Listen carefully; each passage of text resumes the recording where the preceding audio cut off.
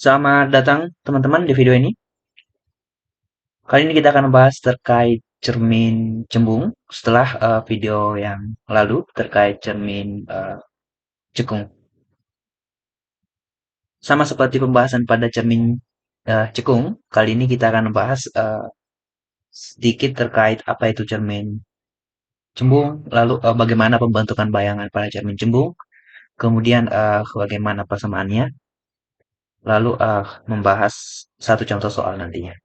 Nah, kita langsung saja mulai. Eh, Oke, tentu saja cermin cembung adalah kebalikan dari cermin cekung. Pada video yang lalu kita lihat, kalau kita lihat dari arah sini, ini adalah cermin cekung. Sebaliknya, kalau dari arah kiri ke kanan, ini adalah cermin cembung. Jadi yang saya garis warna merah ini, saya garis-garis, adalah bagian belakang dari cermin cembung. Gitu. Nah, di sini kita lihat ada istilah-istilah dan besaran-besaran yang pada dasarnya sama dengan pada cermin cekung. Ada cerminnya, ada sumbu utama. Kita ingatkan kembali sumbu utama ini adalah garis khayal gitu ya. Kita gunakan untuk alat bantu dalam menggambar pembentukan bayangan nanti. Lalu ada titik fokus, lalu kemudian ada pusat kelengkungan dari cermin. Nah, pada cermin cekung, fokus dan pusat kelengkungannya ada di depan cermin, sementara pada cermin cembung ada di belakang gitu ya. Ini bagian belakang. Itu adalah perbedaannya. Lalu sama seperti pada cermin cekung, dari titik O ke fokus disebut sebagai jarak fokus, dari titik O ke pusat kelengkungan adalah jari-jari dari cermin. Nah, jarak fokus cermin cembung itu bernilai negatif karena berkebalikan ya, karena pada video sebelumnya sudah saya jelaskan. Belum saya jelaskan, saya sebutkan jarak fokus cermin cekung itu positif. Nah, karena jarak fokus cermin cembung ke arah belakang, maka dia diberikan tanda negatif. Ini semuanya kesepakatan. Di video berikutnya mungkin akan saya buat penjelasannya. Baik, kita lanjut dulu. Hubungan jarak fokus dengan jari-jari sama ya. Jari-jari sama dengan 2 kali jarak fokus. Atau jarak fokus ini sama dengan setengah dari jari-jari. Atau O ke F sama dengan F ke P. Nah, apa itu titik fokus pada cermin cembung? Kalau pada cermin cekung adalah titik berkumpulnya sinar pantul jika sinar datang dari jauh tak terhingga. Ini kebalikannya. Jika ada sinar datang dari jauh tak terhingga, kita lihat atau dia sejajar dengan sumbu utama, ini dari jauh atau sejajar itu sama saja ya. Jadi kalau ada sinar yang datang dari jauh, dia pasti akan hampir sejajar dengan sumbu utama gitu. Kalau dia dari dekat, bisa jadi miring gitu. Lalu dia ternyata akan dipantulkan dan ini seolah-olah dari fokus cerminnya. Kalau kita melakukan eksperimen, maka kita akan mendapatkan seperti ini hasilnya. Jadi semua sinar dipantulkan seolah-olah dari titik fokus itu atau seakan-akan dia keluar dari sana. Nah, maka kita definisikan sebagai titik menyebarnya gitu ya, menyebarnya sinar pantul jika sinar datang dari jauh tak terhingga. Nah, dengan alasan ini karena dia menyebarkan sinar, maka cermin cembung disebut sebagai cermin divergen. Gitu. Dia bersifat menyebarkan sinar. Kebalikannya adalah cermin konvergen atau cermin cekung yang sudah kita bahas di video sebelumnya. Baik, kita lanjut. Nah, ini penting juga kita pelajari untuk membantu kita. Kalau kamu masih ingat pada cermin cekung, itu bagian depan cermin ada 3 ruang dan bagian belakangnya ada 1 ruang gitu ya. Kebalikannya kalau pada cermin, eh, saya jelaskan dulu ini belakang. Pada cermin cembung ini, di bagian belakangnya malah terdiri dari 3 ruang, itu ruang 1, ruang 2, ruang 3. Dan ruang bendanya ada di ruang 4. Nah, dari sini bisa kita paham bendanya hanya berada di satu ruang. Nanti juga kita lihat bahwa bayangannya ternyata hanya bisa di ruang satu. Oke, coba lihat bagaimana proses pembentukan bayangan pada cermin cembung. Nah, untuk menggambarkan, kita harus gunakan sinar istimewa.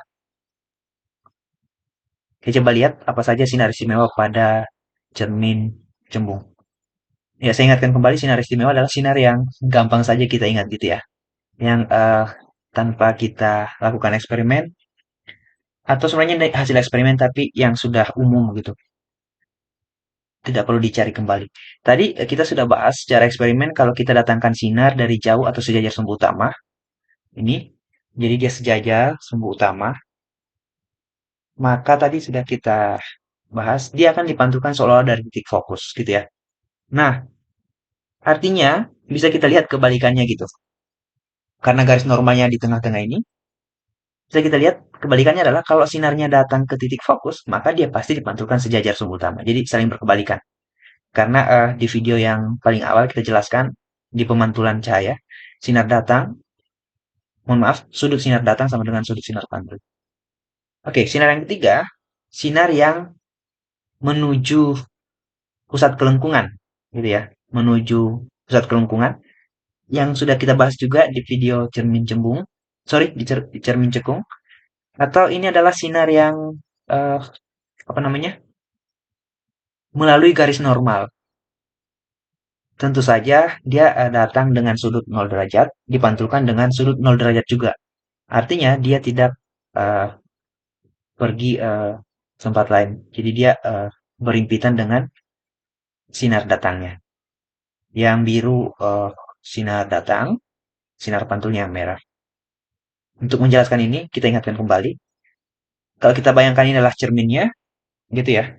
Kita buat sebagai sebuah bola lengkap. Tentu saja bagian depan cerminnya adalah bagian luar. Nah, ini adalah garis normal. Kenapa? Karena pada permukaan ini, garis ini membentuk sudut 90 derajat gitu ya. Jadi garis normal itu, normal terhadap satu bidang artinya 90 derajat terhadap bidang itu. Pada sumbu utama ini, yang normal adalah yang sudutnya 90 derajat gitu. Nah, semua garis yang keluar dari pusat kelengkungan cermin, itu adalah garis normal terhadap cermin itu. Sehingga, sinar yang datang melalui normal itu, artinya dia datang dengan sudut 0 derajat, maka tentu saja dipantulkan dengan sudut 0 derajat. Jadi, itu penjelasannya. Nah, sekarang kita ke contoh menggambarkan pembentukan bayangan pada cermin cembung. Yang walaupun sebenarnya semuanya sama saja ya, kalau konteksnya cermin cembung. Kenapa? Tadi sudah saya katakan, ruang benda, tempat benda hanya ada satu di ruang 4. Dan nanti kita lihat, ternyata bayangannya hanya di ruang satu. Mengapa seperti itu nanti kita bahas. Nah, sinar datang sejajar sumbu utama, tadi sudah kita bahas, akan dipantulkan seolah-olah atau disebarkan seolah-olah dari titik fokus. Sinar yang kedua adalah sinar yang seolah-olah menuju fokus, kebalikan dari sinar yang pertama, akan dipantulkan sejajar sumbu utama. Lalu sinar yang menuju pusat kelengkungan akan dipantulkan kembali ke situ, tidak membentuk sudut atau sudutnya 0 derajat gitu. Nah, kita lihat semua sinar pantul yang merah-merah ini tidak akan bertemu gitu ya. Cukup sedih, mereka tidak bisa bertemu. Ini saling menyebar. Mengapa mereka tidak bertemu? Karena memang sifat cerminnya adalah menyebarkan sinar. Jadi sinar pantulnya semua menyebar, tidak bertemu. Oke, kalau begitu bisa kita bayangkan bahwa bayangannya, bisa kita pikirkan bahwa bayangannya adalah bayangan maya. Kenapa? Karena tidak terbentuk dari pertemuan sinar pantulnya, gitu ya, sinar pantul yang asli. Tapi yang bertemu adalah perpanjangan sinarnya ini. Nah, sinar pantul yang ini kita perpanjang ke bawah, ke sini. Kebetulan lewat sini. Sudah ada. Sinar berikutnya kita perpanjang, sinar pantulnya ke sini. Berarti bayangannya akan ada di sini. Karena bertemu di sini. Nah, kita perpanjang lagi sinar pantul yang ketiga, yang ini. Yang sejajar sumbu utama. Di aksana. Jadi semua sinar bertemu di sini. Jadi kepala bayangan dari benda itu di sini. Kita lihat diperkecil ya. Jadi sifat-sifatnya adalah maya. Maya sudah jelas ya. Kenapa maya? Karena dia terbentuk dari garis putus-putus ini atau perpanjangan sinar pantul, bukan terbentuk dari perpotongan sinar pantul aslinya. Diperkecil, dia lebih kecil dari bendanya, si bayangan ini maksudnya. Tegak, benar ya. Kepala bayangannya ke arah atas sana, mengikuti arah kepala bendanya. Nah, sampai di sini perlu kita ingat kalau bayangan maya pada cermin cekung dan cembung dia pasti tegak gitu ya. Sebaliknya kalau nyata dia akan terbalik. Ini satu paket gitu. Nah, terletak di ruang satu dan sifat ini selalu begini. Ya, ini saya tulis selalu begini. Tertimpa tulisannya. Nah, mengapa dia selalu begitu? Saya coba jelaskan. Kita jelaskan dengan mengulangi kembali pembentukan sinar ini. Mari kita lihat satu-satu.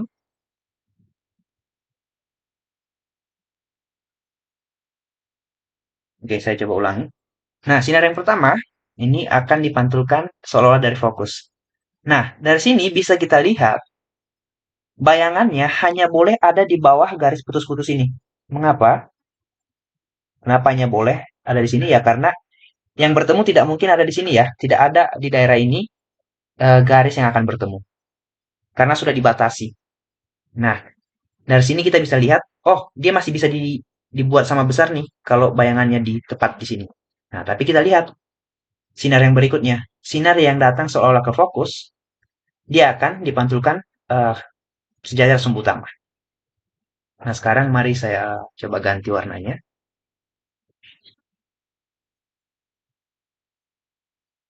Maka ini kalau kita tarik garis putus-putus di sini, maka bayangannya sekarang hanya boleh ada di sini, bagian bawah ini. Jadi dia selalu diperkecil, hanya boleh ada di bawah ini dan dibatasi oleh titik fokus di bagian yang berbentuk apa namanya ini?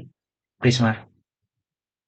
Lalu kalau kita tambah sinar berikutnya, tentu saja ini semakin diperkecil. Jadi tidak ada bayangan yang bisa saya coba hapus ini.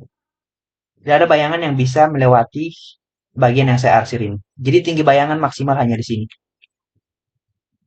Gitu. Jadi itu alasan mengapa tadi sifat-sifatnya selalu diperkecil gitu ya. Dia selalu tegak jelas saja karena dia selalu maya di belakang. Mengapa selalu maya? Karena tidak mungkin ada sinar pantul yang bertemu di bagian belakang sini. Semuanya pasti saling menjauh. Dan selalu di ruang satu alasannya apa tadi? Karena sudah dibatasi oleh garis putus-putus yang menuju titik fokus. Jadi tidak mungkin ada bayangan di sini, dan seterusnya ke belakang. Oke, saya harap kamu paham. Kita ke sini dulu. Persamaannya sama saja. Hubungan antara jarak fokus, jarak benda, dan jarak bayangan diberikan oleh persamaan ini. Dan jangan lupa, jarak fokus adalah setengah dari jari-jari cermin. Dan nilai jarak fokusnya adalah negatif untuk cermin cembung. Perbesarannya sama, tinggi bayangan dibagi dengan tinggi benda, atau jarak bayangan dibagi dengan jarak benda. Nah, walaupun sudah kita tahu tadi ya, eh, selalu diperkecil gitu. Tapi berapa perkecilannya, berapa kali, nah, kita bisa hitung dengan ini. Oke, coba kerjakan satu contoh soal. Mungkin saya ganti dulu warna pulpen saya. Sebuah benda diletakkan pada jarak 20 cm dari cermin cembung yang memiliki jarak fokus 20 cm. Tentukan jarak bayangan dan perbesaran bayangannya. Jadi, cermin, saya hapus dulu. Ya, dan misalkan seperti itu saja. Ini pusat kelengkungan, jarak fokusnya. Bendanya di jarak yang sama dengan jarak fokusnya berarti sini. Ada benda di sini. Kita tidak diminta menggambar ya. Kalau diminta menggambar, kamu tinggal gambar seperti ini saja. Nah, sama saja. Kita diminta menentukan jarak bayangan dan perbesarannya. Oke, kamu tinggal masukkan ke persamaan. Satu per jarak bayangan adalah satu per jarak fokus dikurang satu per jarak benda. Di satu per, jangan lupa jarak fokusnya ini adalah minus 20 gitu ya, karena diketahui adalah cermin cembung. Satu per minus 20 cm dikurang satu per 20 cm, karena jarak bendanya 20 cm. Oke, minus satu berarti minus 2 per 20. Sama dengan minus satu per 10.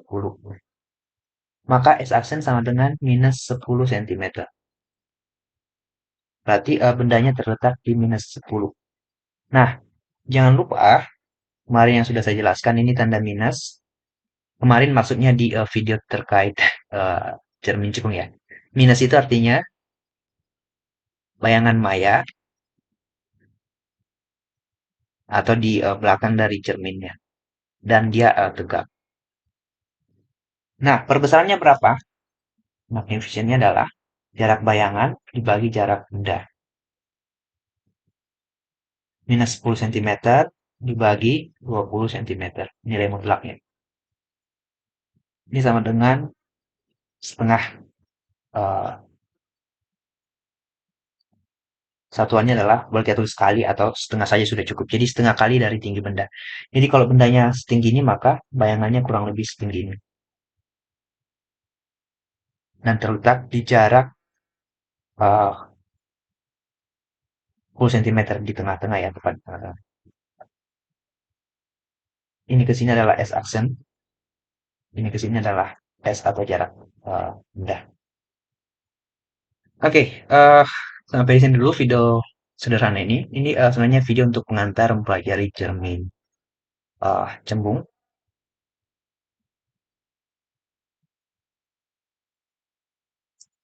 Oke, jika kamu punya pertanyaan, kamu bisa menanyakan di kolom komentar. Kalau kamu menyukai videonya, walaupun saya ragu ya. Saya ragu kalau ada yang menyukai video ini, silakan di like. Terima kasih, kita akan bertemu di video-video saya yang lainnya.